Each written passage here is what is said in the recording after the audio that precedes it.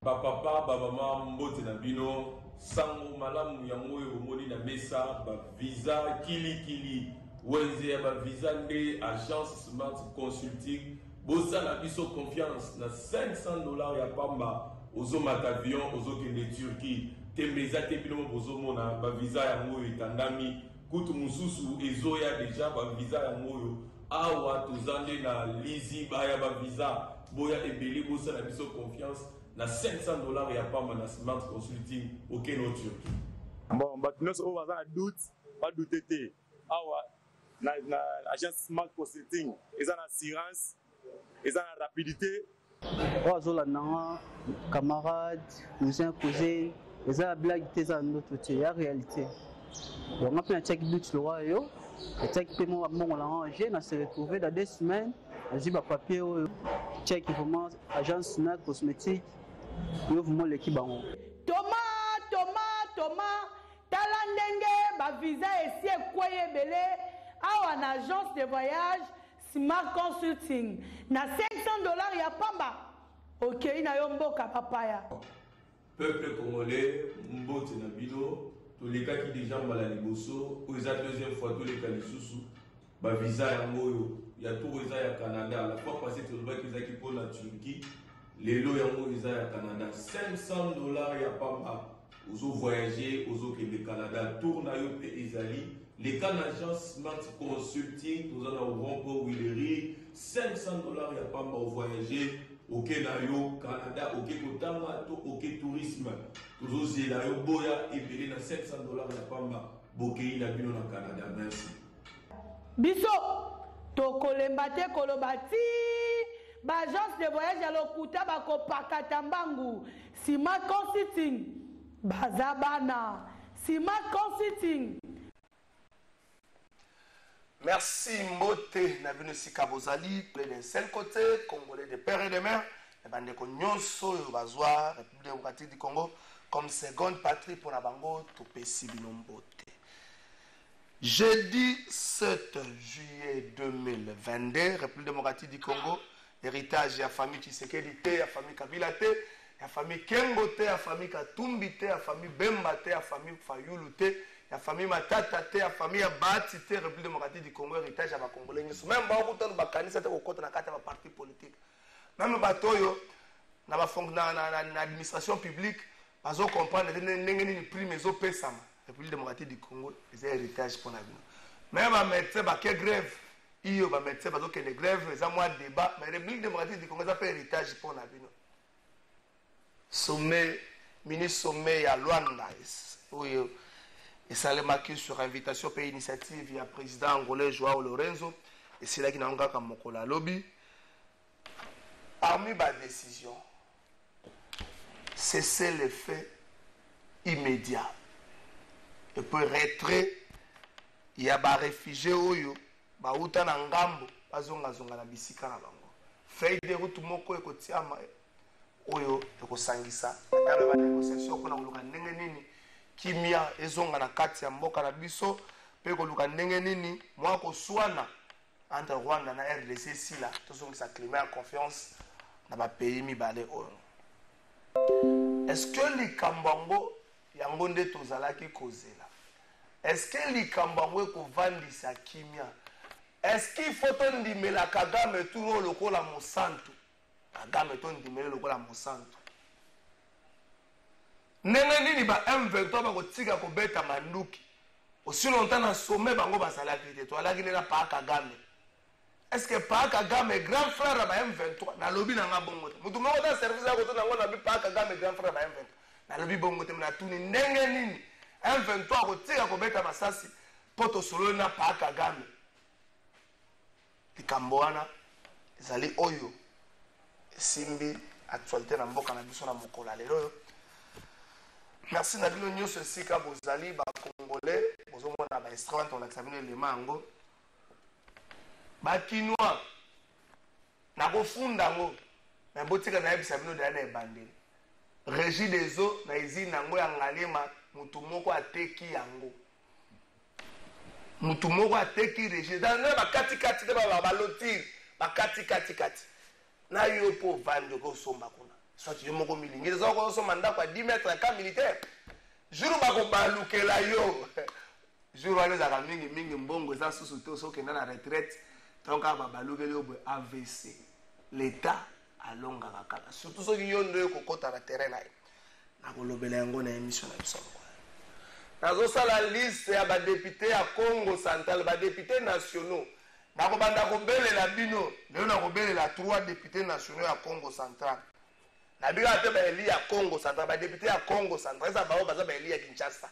na ko banda ko belela bino leo na ko belela ta 5 3 ça muke so ya sisi ko belela bino leo na ko ba pona nini nazo belela bino ba ne Congo bino mo ba kazibula misu mwene ngai te bino mo ba tubolo ba ngo so ko fungoli misu te ce qu'on a souki ça va na présenter invité tata mokonzi ekolo yango makambo ekomi na mboko soki basala badimisi gouvernement provincial bamisi so bakomissaire généraux euteli wana omona Kinshasa baministre bazali bakomissaire généraux bazali omona Congo Central baministre bazali bakomissaire généraux bazali bakomissaire généraux musala na bino eza nini soko osali mbeba tolandela yo kote nini est-ce que nabomi moto atangi moto a magistrat vous avez recherche avec infraction tokozela bino boko ndeko exception nani ateki régie des eaux ya Ngalema so ko ebisi biso te tokozela kaka jour obengisi biso wana topoti mbango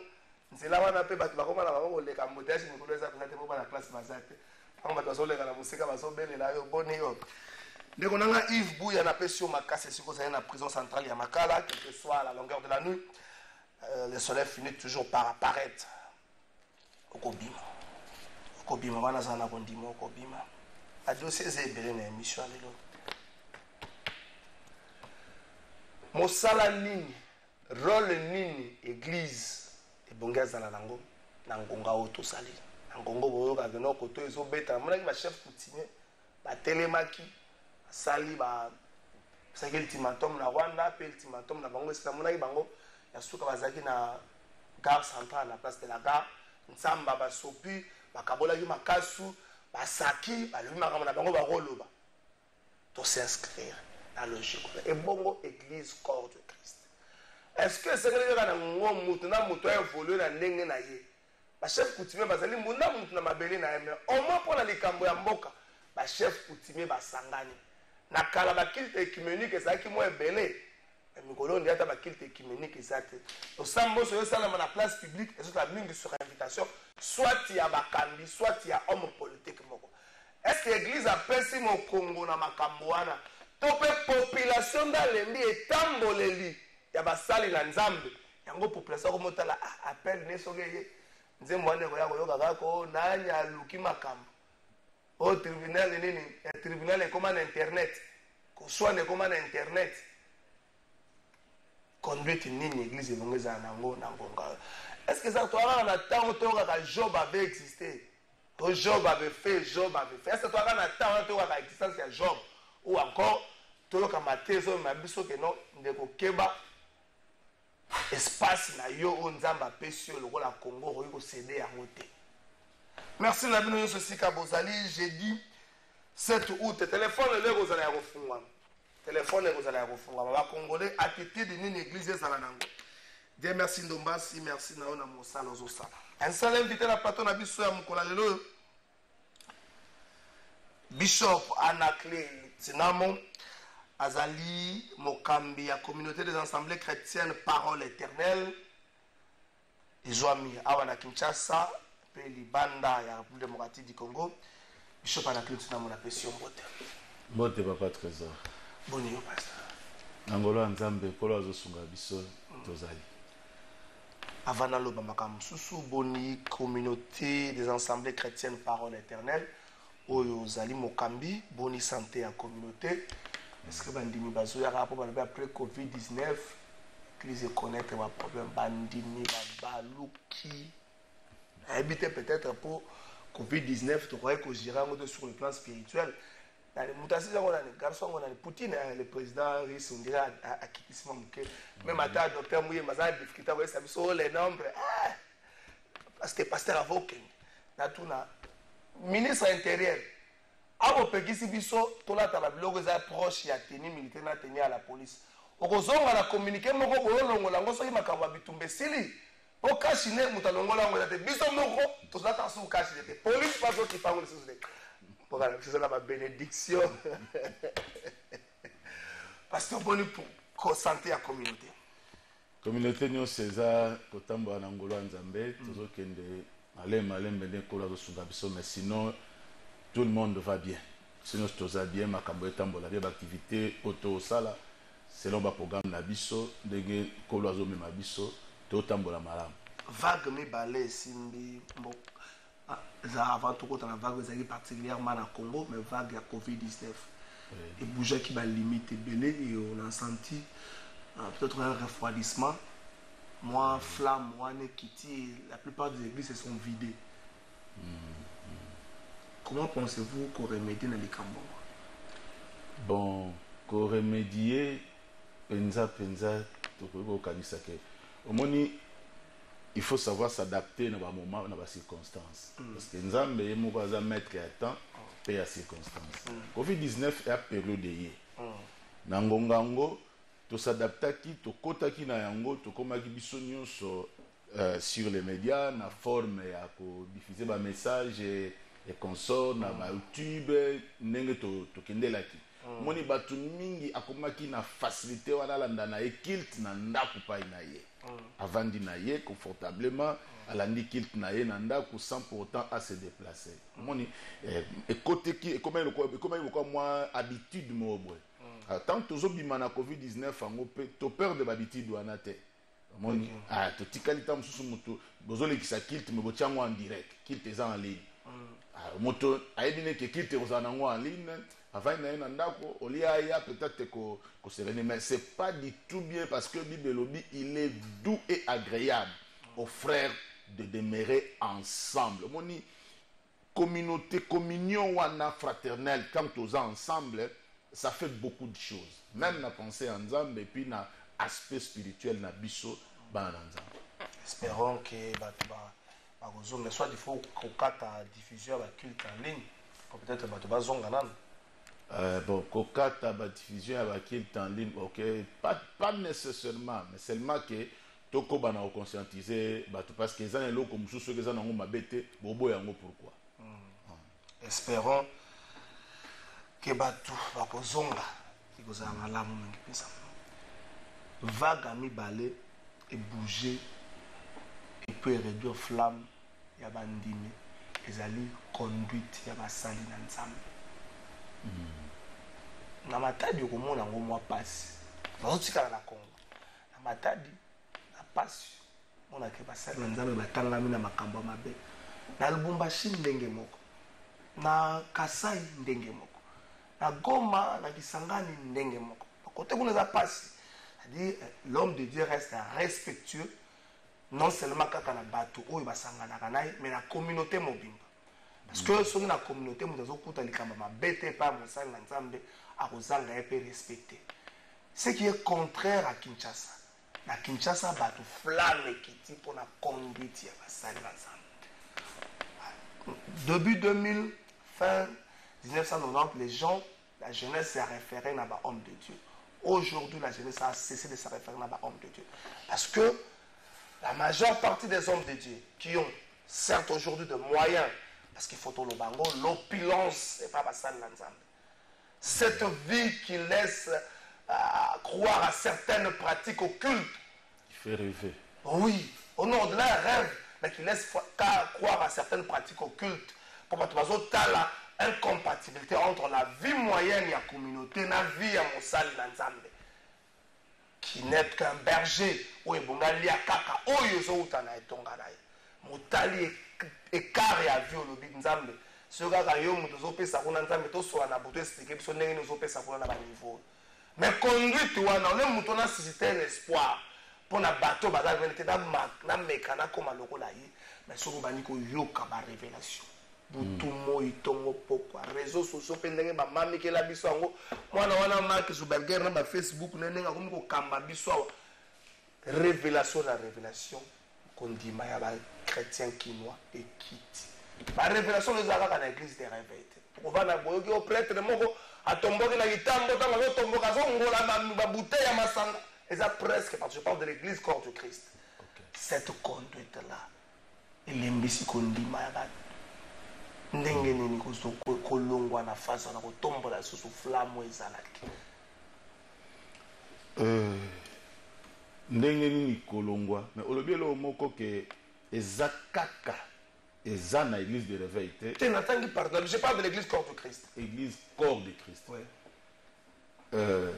Pona ngai na oloba eza kutu na likambo ya kolongola yango te ekoya su makasi ekoya su makasi pourquoi nzambe oyo mokolo mokili alobi aza maître ya temps pe ya ba circonstance azali à chaque temps na ba circonstance na yango omoni alors soki tobandi komizongisa na kati na makomi bible ezoyebisa biso bafils d'Azaph bazaki bana mo mayele pourquoi parce qu'ils savaient lire les temps les temps le temps auquel nous sommes maintenant c'est un temps prophétique dans le temps prophétique il faut aussi un comportement prophétique dans le comportement prophétique il y a aussi des êtres ou des hommes prophétiques comment donc dans un temps prophétique bible lobi dans les derniers jours, il y aura des temps difficiles. Les hommes aimeront plus le plaisir que Dieu. Voyez? Donc, nous sommes à un temps où batu baolinga mingi plaisir que Nzambe.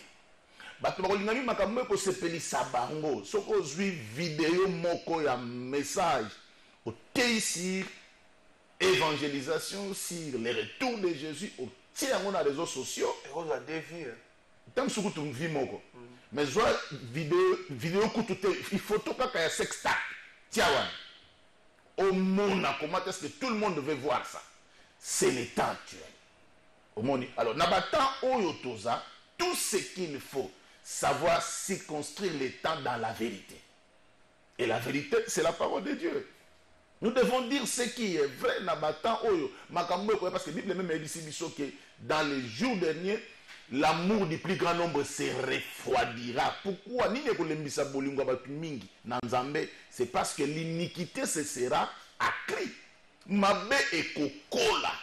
Ezokola na mesili kokola te ekokola lisusu koleka. Donc tant que mona makambo oyo Bible ezopesa biso façon moko photos avalobi. Quand vous verrez ce genre de choses, Matthieu chapitre 24, quand vous verrez l'abomination de la désolation s'établir dans les lieux saints dont a parlé les prophètes, va préciser prophète Daniel, que celui qui lit fasse attention. Donc il y a certains comportements au batufoba zanayango au tangu bisoto comme on a appelé ba o baza avisé tango comme on a comportement on a mutu songolo mutu ango a servir yo na signe de temps au tirer attention. Mais si on a un comportement, on doit tirer attention. Il y a des choses qui se font, soi-disant à l'église, mais sont des choses qui devaient être faites pour que Batumoussou soit tiré à attention. Ce n'est plus le temps de dormir, c'est le temps de se réveiller. Parce que, comme il m'a bécolé. Alors, le comportement, tout le monde que l'église, c'est une entité la plus infiltrée. La plus infiltrée dans le monde. Parce que l'ennemi sait, Tokomi Natani. Le qu'on a dit qu'il attend Otokomi. Il a injecté, il a laissé glisser parmi nous, parmi les frères, les gens dont nous connaissons leur fin et la condamnation de leur fin. Ils se sont glissés, ils sont là. Tant que vous avez dit Papa Kalafai, na ba balaba les gens na hôtel ba to maboko. Ba kenda wat. Ba changer cop. Ba koma ba prophète, ba koma ba boye ba boye. Tant que ba mike, sont les qui na venu mon kuti mandala la, ba binya ngunza mbikudi. Baza appelelo. Ba kusute. Bandanga bakanda. Ba yebi. basinfiltra bakota bazwa mwa tunnel moko couloir moko bakoma oyo bango bakomi. Alors c'est maintenant à l'église na bana ya nzambe oyo ya solo bayeba ntango nini tokomi makambo tokomona wana eza kaka tobanda kogangaka te eza makambo ntango tomoni il faut nayeba ke yesu akomi pene eza na lola na nga funa batela parce que il n'y a rien de précieux que le ciel. Il faut nayeba ke yesu akomi pene na batela lola na ngai ebi ke libumu ezalaka na ndoi te soki eloko eza te kuna mai ezolela kuna ndoye ezalaka te ndoi ne ezalaka kalia atolisa eloko libumu donc c'est-à-dire nzala mais nzala yango omoni banzala mosusu tozonyokama na nzala mpo tobanga nzala soki totiki kobanga nzala nzala eonyokola biso te si un homme de Dieu amati ngomba ateyi abondeli miracle esali nzoka banyo azobondela bapoche eza vide na descente kaka luzizila wana bazwi coup de fil ya mutu moko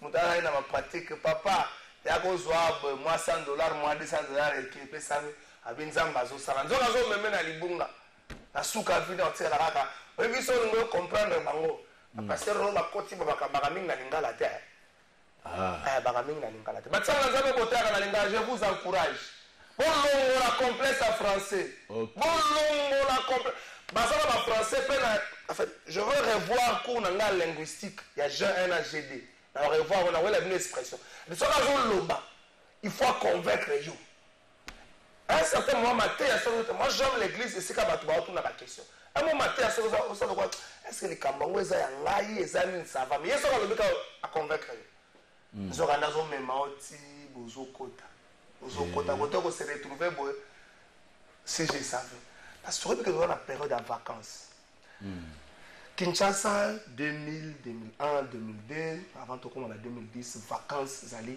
la grande activité chrétienne comme on a pas panneau comme on a pas nakamunyo tout ce qui est comme publicité mais lelo basali na nzambe ba melani et ça pour beaucoup de banga peuple à comprendre bino ngalo baté yo lokola individu ça pour beaucoup de banga peuple à comprendre bino topo botei déjà banda Genèse tin Apocalypse botei yango malebele bosus ne lega sika on memela biso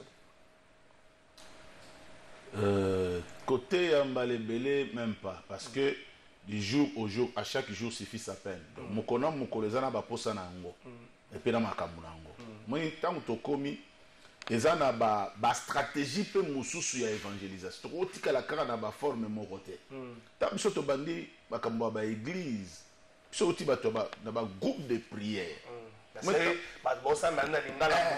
instrument impeccable na biso ya matata ezaki mbunda ba pasteur ya ero na biso ki bilenge ya ba pasteur tant to bandi mukoma nzambe ki pasteur na biso nyonso ba lundi mardi tokuta na battoir pour que baposwa ngombe bozana moi c'était na bino boyaka bosali mbunda kaka na mbunda tu vois les gens venir omoni na batana biso moi je me rappelle na ba 91 mokolo liboso na teya na micro na radio Thomson mais na mona on dirait comment radio Thomson moni ba radio Thomson na ozu micro okoti branché ces autres ma casse donc na mi yoki na ba 91 c'était fantastique au monde alors tawana na lelo ya ndenge moko te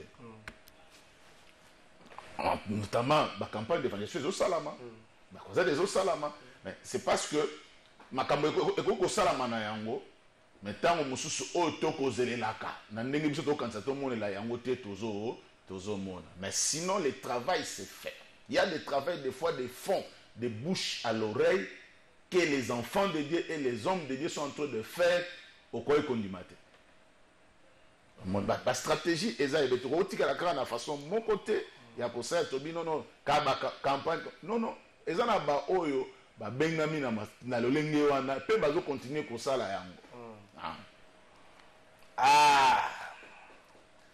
faut pas ça le RDC soki nzambe te vraiment soki nzambe te vraiment nzambe osuko to nzambe ya wa nzamba bakoko na biso to nzambe oyo mundele ayeli biso na sima ya Bible nzamba zaka moko na bakoko na biso na omundela ye na sima bible donc azaka liboso ya bible na kati ya bible partout ya bible aka nzambe moko wana bamibale te.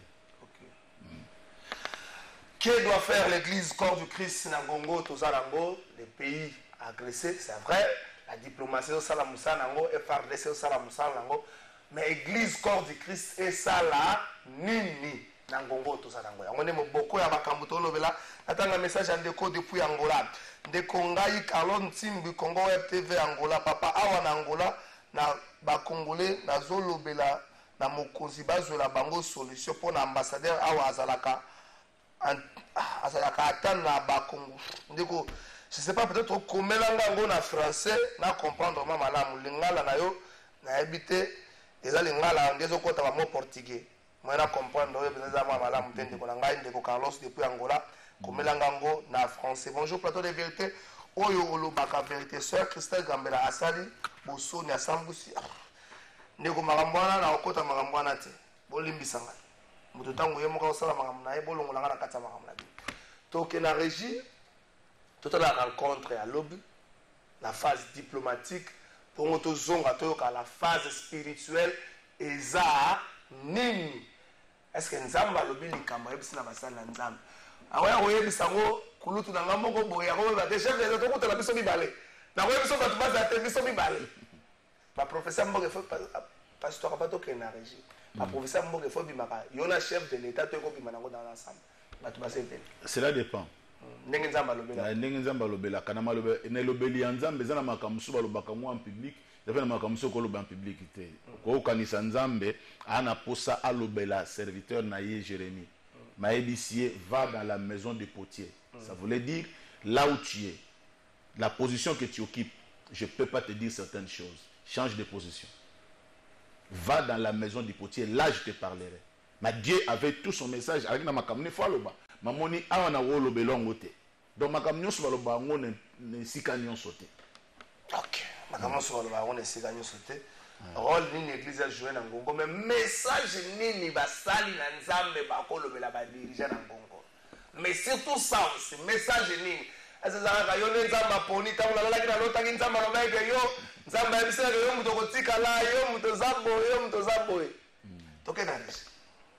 Luanda, capitale de la République d'Angola, accueille ce mercredi 6 juillet une tripartite RDC-Angola-Rwanda sous la médiation du président angolais Joao Lourenço, président en exercice de la CIRGL, conférence internationale sur la région des Grands Lacs.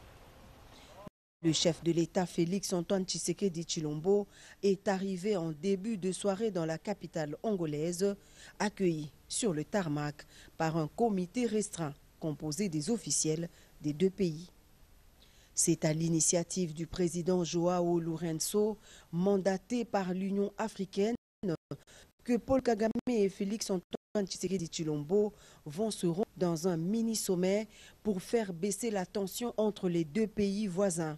Il s'agit donc d'une démarche de tentative d'apaisement diplomatique suite au regain de violence à l'est de la RDC dû aux attaques du M23 soutenues par le Rwanda.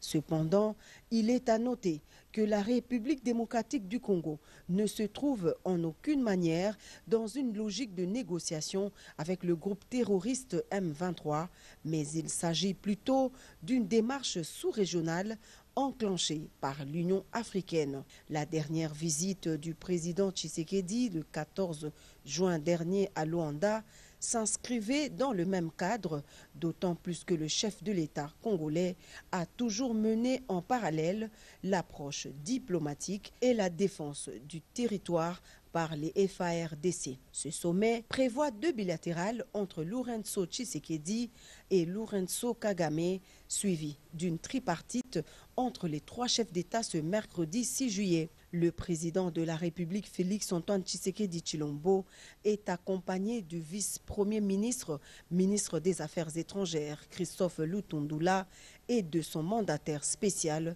le professeur Serge Tshibangou, ainsi que d'une équipe restreinte des collaborateurs.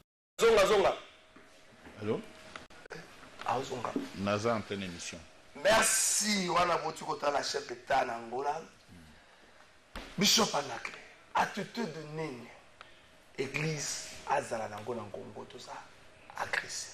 Conduite église et kozala nini. Message église et pas à bana nanzambe kozala nini.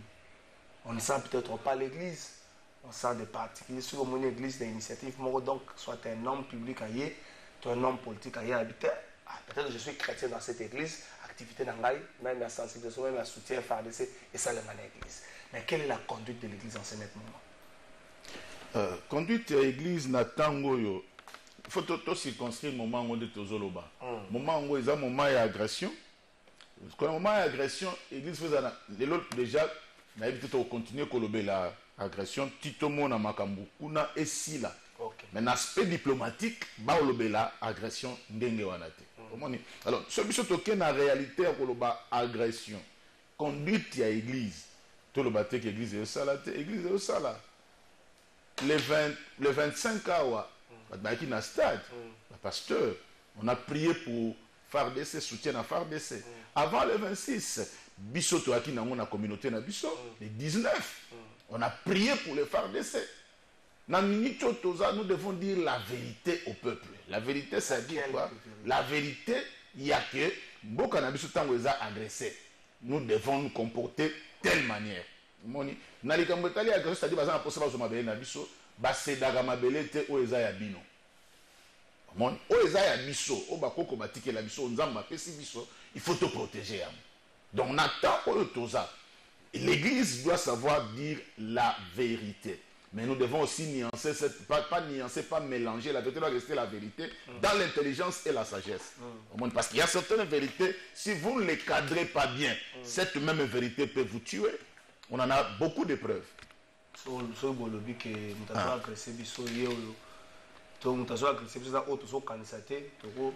Mais ce qui est déjà chef de l'État, qui a lobby, notre pays, na tozali na ngoko vivre.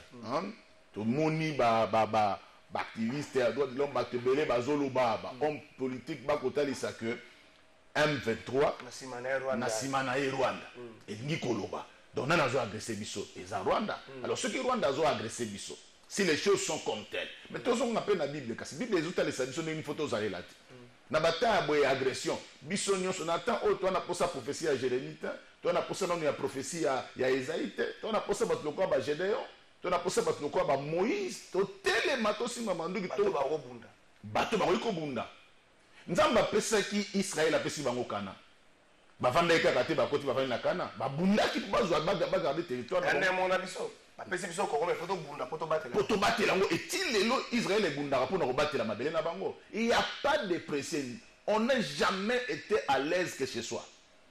Ouais. Donc tant on nzamba pesi biso to batela ngo te to ba kisa na ba o ba na ngo posa.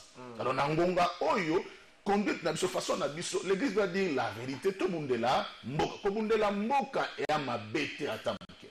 Ko bundela mboka ezali kamo sakeza normal. To bundela mboka na biso. Et biso bato ya église to pesa makasi na ba o bazo bunda na manduki. Parce que il existe aussi des armes spirituelles. Comment on dit? Okoka moi soudan na biso azana est abeti lisasi moko, mais parce que nous avons prié, lisasi ne comme masasi 10. Ale bana nzambe to ba M23 bana nzambe ko za mo la bango so basaka ba pasteur Kadame, pasteur Mutebuzi, pasteur il y a pasteur et pasteur ko za na nzambe elobite oboto le ko ya bato soki toke na Deutéronome chapitre na Deutéronome Bible zolo bana biso boy Deutéronome chapitre 19 et chapitre 27 Bible lobi maudit soit celui qui va déplacer la borne ou les bornes mises par les ancêtres de son voisin. C'est ce que tu as dit que Moutao déplacer borne n'a pas tel. Qui le maudit? C'est Dieu qui le maudit. Alors Moutao a maudit et pas Nanzambe. Atayami l'obéli à Nanzambe. Lorsqu'il est maudit, il reste maudit. Et nous n'avons pas marché les mots pour tout le baquet. À laquelle la maman. B oiseau nous avons déplacé, tout oiseau déplacé borne. Il faut que nous avons déplacé un peu à biso. La solution est un message du temps de la fin et son prophète William Marion Branham. Ndeko. ses frères Raïsson et Ouel, il n'y a qu'une seule solution, c'est appeler Jésus-Christ dans la scène, et Dieu agit que par un homme dans chaque âge. Et maintenant, c'est le prophète Branham qui est notre solution. On a un message en déco. Bonjour Trésor, le les a passé pour l'église et cotiser le col à Mwamba, Yoka, ba prophétie. Bonjour Trésor, tout na pasteur Boye, pour na nini mboka ezo longa te na guerre na est, aide ya église eza nini. Bonjour Trésor, église etikali kaka na kosenga mbongo ya dime pe ba matisa prix nango et comme $100 mata Christian Makoso. Bonjour Trésor, pourquoi l'État congolais azotika ba église oyo et komi ko boma mboka na biso Nicolas Lukau. Ok, ba message à bandeko. Dans l'ensemble, ils ont un message monsieur ils ont un caractère moko on ne sait même pas répondre parce que mais c'est avec ça batute oyo ba lingi église te ça batu oyo bazalaki me ba lembi te ba lembi te pratique batu te ba lembi te tant mutalo ba dîme comme $100 est-ce qu'il comprend au moins que veut dire la dîme moni ndeko ya komi pona nini mboka ezolonga te na guerre ya est et de église ezanini ce qui toke na guerre ya est actuellement tant église est telemi toujours sans ya koyeba keza agression et que bato baza sima 1-23 église est telemi na ba soutien autoko sala départ et d'autres ya ba prière tozo yoka ba avancer nezo sala makuna tozo mona ke tolongwe na point A tokomoke na point B tokomoke tozo yoka yango oh tant tozo kanisa ke guerre balonga yango na mukolo moko te Israël le peuple élu de Dieu sur terre babanda ko bunda depuis sorti à Égypte. Tire le bazo bunda. Tu dois comprendre que parce que Tolobaka, nous sommes un pays béni en termes de potentialité, en termes de richesse, à sol, à sous-sol, en termes de forêt, na flon, na biso, fort, na flon, na biso, on doit se dire, on doit se préparer mentalement le rôle à l'Israélite, l'Israélien plutôt parce que les Israélites à l'époque, l'Israélien qui est parce que nous avons toute notre vie, surtout avec nos voisins. Il faut Congolais toye baka que la vie est un combat. Okay. Vivre, c'est combattre. Okay. Donc depuis les jours de notre, avant de sortir du sein maternel, nous avons combattu parce que nous étions plusieurs têtes. Celui qui a gagné est sorti seul. Vous voyez, il est sorti seul et il a fécondé le vide de sa maman. Parce qu'il a gagné les autres. Et tous ceux qui sont restés là, parce qu'ils vont donc, bitumbe bandi wana, oye obotami. Tu dois affronter ozokuta na bitumba ya poussière, bitumba ya boy, bitumba ya bagalité, bitumba na vie eza bitumba. Donc tant que tozana mokili awa, il faut nzamba pesi biso eza ya biso mboka. Ba richesse nous en mboka o eza ya biso. Ba voisin ba ko envia kango kaka. C'est à nous à comprendre que nous devons nous préparer. Toko se préparer la temps ba attaquer biso. To se prépare ka du jour au jour na titidi ya koyeba ke so moninda kuwana batia sentinelle na porte batia surveillant to batia soldat elingolo banaka tanda kona biloko eza yango bazo banga bayebi mkomo ibi akoya raté yango batia soldat to batia surveillant na porte donc c'est cette attitude la photo ça banda ko za na bango na surveillant te donc eloko ko za ba dia bazo batela nini eza na banda ko la kutu ya kofungwama omoni donc biso photos en attitude de wana ke ndaku na biso eza na bilo surveillant faut baza la frontière na biso faut eza la protéger territoire national il faut la sécuriser aux États-Unis ti le recrutement ba sodé ça la marpoani so ko le sala après le sala yango to bandi au sala ngo to tika ngo to continuer na ngo boye parce qu'au fil et à mesure to banda ko mataka hein budget yango ezo mataka au fil et à mesure to banda ko mataka ba nguna ba ko somboka donc, tout se prépare toujours parce que la paix ne se ramasse pas. La paix se gagne. Et la vie est un combat. Donc, ce sont là les réalités. Il faut toyer. Alors, église est la vérité. Église est la vérité. Les temps auxquels nous sommes au temps de la fin. Prophétiquement parlant, oui, nous sommes au temps de la fin. Mais le temps de la fin, tu vas nous faire un message, tu vas nous comportement, tu vas nous animaux. Job, mais tu vas conduite na biso bolingo ya mboka. Exactement. Problème ça na Congo là ça na moi problème ya kolinga mboka na ye. Mais bolingo ya mboka na église na biso na biso baté ya kango. Toté ya kango. Personnellement, tenga yo baté yo. L'église est au terme. Le patriotisme. L'église est au terme.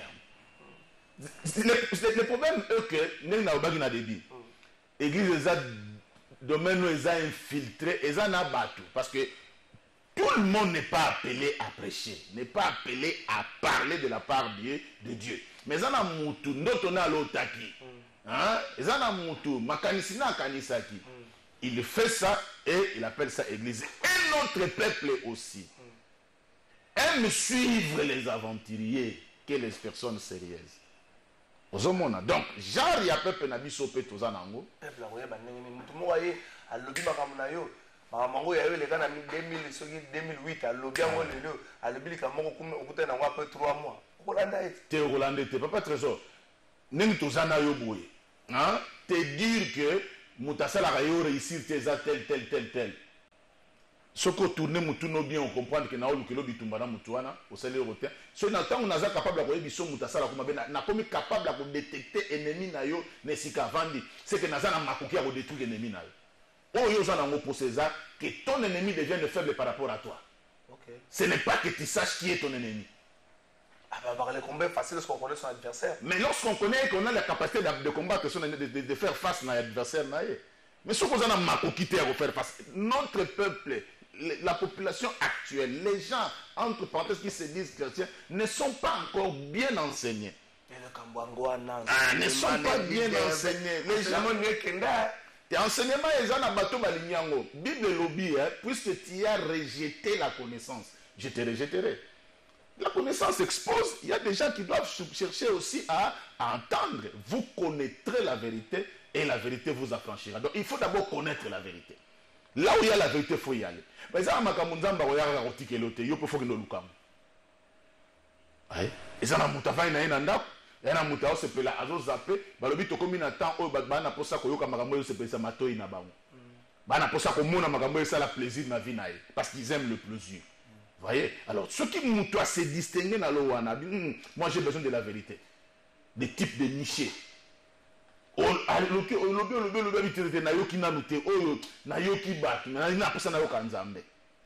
C'est ce comportement-là. Église, parce que nous ne sommes pas là seulement pour dire Amen, mais nous sommes aussi là pour dire Dieu m'a parlé. Qu'est-ce que Dieu t'a dit? Dans la tagnoso, tu vendis une église corps de Christ dans Boka Nabiso. A échoué côté nous. L'église a échoué côté nous. Sur quel plan est l'église a échoué?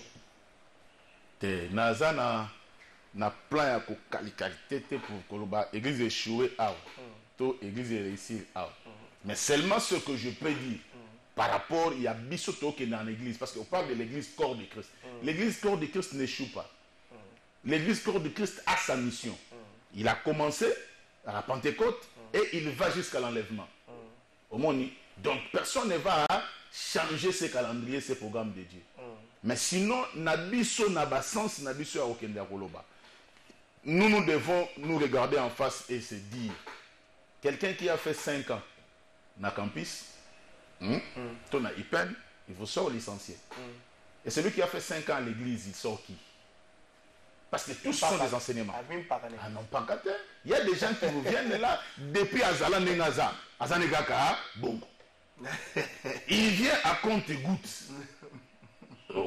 C'est ça peut-être notre problème. Mais sinon, les avancées sont là. Makambo église est au sala. Ceux qui m'ont vendu au raisonné, au talio église travail.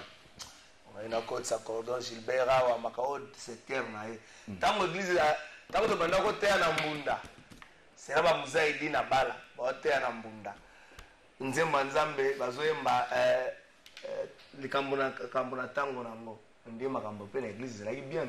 Aujourd'hui beaucoup de Congolais pensent que bongi toujours la discipline ya Kagame dans secteur wana église to memango na Congo. C'est-à-dire akama cha discipline moko na secteur wana atia ordre. Oui. Pour ba komisa pasteur, c'est vrai de là appel là yo il y a un cursus, il y a une formation à suivre. Exact. Pozwa, mikanda ofungola pe tonga, il y a pas mal de, il y a un critérium. Ce qui peut mieux que ancien, c'est-à-dire la corporation est sanctionnée, J'appuie. c'est peut-être là où ça blesse la République démocratique du Congo. Bishop Anaclé, la communauté naye, yende mokozi. Soka tengami kuna, mutu asimba ye te. Oya tengami na sud, mutu asimba ye te. Oya tengami na ouest, mutu asimba ye te. Tango bazo lukabino botia bakone esika moto tali tuka ya flama ngwe mata, bozate po ya tengama koto yo, ya tengama koto, mutu akoregile makambu azate. Oui. Omoni moto na kibo moto. Asenga kaka ma discipline ezala. Donc l'organisation na sens wana c'est très bon, c'est parfait. Omoni. Mais na minito tokoloba, ce genre d'organisation existe. Mais les trous est tellement profond que et si ils ont besoin de corriger, on ne voit pas tellement. Ça c'est de un. De deux, quand on parle de l'organisation dans le sens Yakoloba, comparativement à l'église traditionnelle, toujours le la protestant catholique, ça n'a pas le même âge dans l'église dite de réveil, made in Congo. Siècle. Donc il y a eu toujours des choses, et des imperfections. Voilà. Donc quand vient une erreur, ceux qui sont censés de voir, ils sont en train de voir, à partant erreur, c'est ce qui fait l'organisation. L'administration n'est pas nécessairement administration mais partant des erreurs qu'on a trouvées, voilà, ici, to régler ma kamboboy, to ma règlement boy, to son boy, ce sont des choses qui se font. Ah, ça se fait. Parce que tout ce qui se fait voir aujourd'hui, dans le domaine de l'église, ça laisse à désirer. Ça c'est vrai. Mais quelque part, il fallait il faut penser à la mapoto qui peut faire quoi. Aujourd'hui, tout le monde est pasteur. Et tout le monde, il n'est pas refusé que tout le monde soit pasteur. La jeune na lemba soka kangika ka déverser a komi pasteur. Ah. Bana lemba na ebite loko nusa. Soka kangika ka soka komi na la troisième prophète to bishop na lemba. Aïe aïe na ebite message ande komoko. Ma question à monsieur le pasteur pour que vous compreniez l'évolution des églises, que dit le président des églises des réveils par rapport à la guerre de l'Est.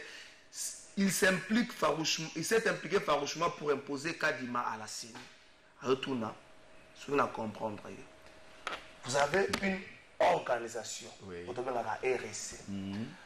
Pour l'année, à Monaki, Bino RSC impliqué la question à CENI.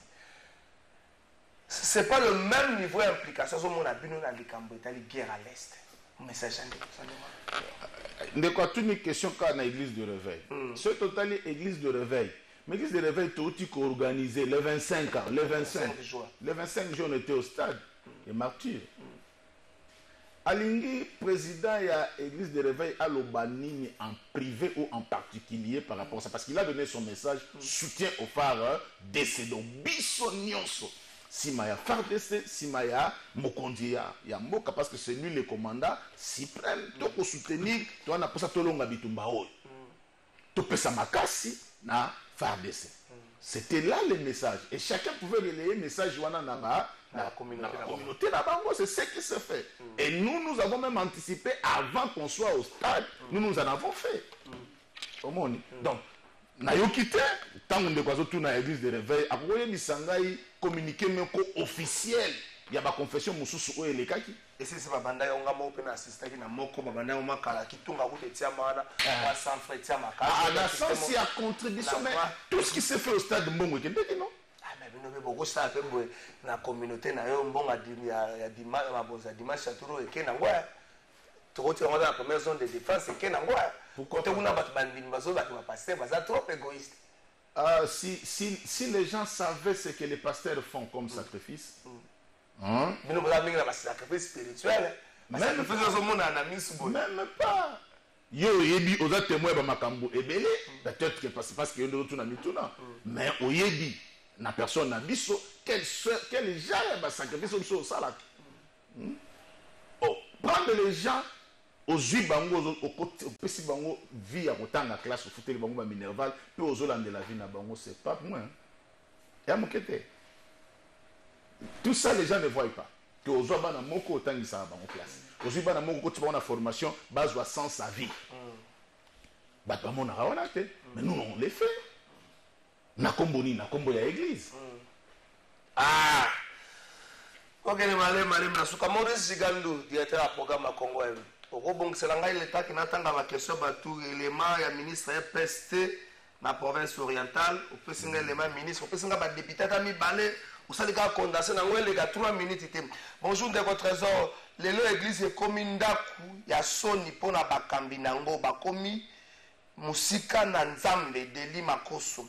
Bonjour de votre trésor. Pour na nini basali ya nzambe bakomi batu ya soni na mboka oyo tolembi bango po solution ezate feli kalanda. Bonjour trésor. Lelo eza ba jeune nde babomi église pasteur ayebi yango bien. Bonjour de votre trésor, Ezaba pasteur Yabana Mikiende Babomi église. Bonjour de votre trésor, Tolingi Toye Bapona Nini Lelo ba fonctionnaire Ndambu Bazouaka prime Misusu Bazouaka te. Ezaba na ba ministère Nyonso Lelo Eza Nini trésor tuna ministre Liao. Na rotuna e likambo ba ele nango depuis lobi na rotuna. Ba jeune pasteur, pendenge bolingi ba ndaku ya batu. Et nous connaissons des mois où l'on va l'église au samedi dans la des mois long. Yes, vous avez l'obalité. On est dans la on a dit manuel et puis kende. Mais pas jeune pasteur bolingi bandako. Nous avons pas jeune couple conseil éviter jeune pasteur bandako na. Ozana musala jeune pasteur azoba baloga na mama éviter yango. Bolingi bandako ya batu na éviter pona nini. Na kala pasteur ba la concentrer na église ta concentrer na ngomba. Bino na bandako na biso boluka nani. Ozola ndako na koluka nani. Na kwa sababu ni kambona soka na bandako batu boluka kanini ba jeune pasteur. Surtout na lemba bana lemba bo fungola miso ba jeune pasteur batondi na lemba. Ba jeune pasteur musu ba bimi na gombe quelque part ba so baluka balo. Soka mandeli yo ba français fondi maranga nzamba kiteli mais tala ba pratique. Soni angolo. Sambe to sani. To salani. Maurice Kopeste kopesa ngale matin na uzangu mkola lobby. Bishop anaka. Tukomi na suka. Soki ndenge ovandi wana mari misaba lobaka libonde na ngai chambre na bimisi na libanda soki ndenge ovandi na bayebisi yo obon oloba na bakambi ya arme mpe na basoda okoloba na bango nini soki ndenge ovandi na bayebisi oloba tata mokonzi ekulu okoloba na bango nini oloba na bagouvernement okoloba na bango nini oloba na peuple okoloba na bango nini na pesi 2 minutes ça le roi biso toza te oza na kati ya donc oza yo boye na premier ministre yo boye na président yo boye na ba militaire yo boye na peuple bakamera ezali okoloba na bango tala a mokonzi ya mboka apretaki serment aosalela mboka yango eza na peuple c'est-à-dire que na koemprunte slogan ya ndeko na biso ya UDPS babi le peuple d'abord donc mokonzi ya mboka atia peuple liboso na liro oyo azokende toyebi na mwa basimi tokomona nzambe azala na ye epuis ye moko atia nzambe liboso ayoka oyo nzambe azo même si nzambe akoloba na nzela kaka ya baprofete te abukaka mpe mabolongo na ye nzambe akolobela mpe parce que aza mokonzi ya mboka nzambe nde atie ye wana bakonzi ya arme batelema toza nsima na bango tosoutenir bango mabondeli na biso tolonga na bitumba oyo toperdre te et na biso nyonso peuple congolais mboka babundelaka yango eza mboka na biso nzambe apesi biso tobundela yango totika te babotola biso totika te baya kozwa eteni oyo ezoleka soki salami epai na bino te na Kisasa to pa na biso te na Kisasa mais pa ezosalama wana eza eteni ya mabele ya mboka tobundela mboka na biso nyonso lokola moto moko ata na losambo na kati na chambre ata na losambo na kati na bureau na yo ya mosala tango ozobondela mpona mboka nzambe alola azoyoka bapinga na biso ezwa makasi okomona bazopusana mpe tobotola oyo nyonso mongo nazokanisa kozwa na kati na mboka oyo tokotikala ini mpe tokolonga. Voilà. Merci Bishop Anaclet Lutonamo, mokambi ya communauté des assemblées chrétiennes Parole éternelle. Boyebi na lobaki po na koyebi samina na suka. Bilba jeune pasteur passer temps na kotanga Biblia pe na kobondela. Soko zala na musala biso sala kasaba, mais passer temps na kotanga Biblia pe na kobondela. Botika bandao ka bandimi. Demo ko simbe pe na loboko so bimisa na porte demo bima. Yaka kende ezala kana mote. Oh bima ezala ka bongo te. Demo aza esprit okobenga na esprit. Bishop Anaclet Lutonamo c'est mon pasteur mandako nanga ayebi oka ndako ezala kuna mena na kota na kati. S'il doit intervenir d'une manière spirituelle, et c'est un takota makolo na kati. Et l'on nini boluka kana banda kwa batu. Là vous comprenez bien note. Parce que pasteur boluni banda kwa bandimi pona nini. Oh, nini ezala kuna mukenda koluka. Eza malamu te moni pasteur se fala na ndako mondi mais ala sango ezani. Il faut la sur une invitation. Et ça le koma bon monsieur le bouteille na vini ba monsieur ozoka loko. Combien na ndako mondi limité par accident. Oyaki na ndenge na yo calcul na bango abis kongo to vivre na calcul na bango yo se retrouver na calcul mona no ko kangelo tangu papa ye non vous avez le pasteur de Félix le pasteur il faut que il est beaucoup ici eza malamu te jeune pasteur tikanda bana lemba province ba pasteur balingi na banda kuna bino mingi mo sina ko funda ba to ici c'est tokena funda ba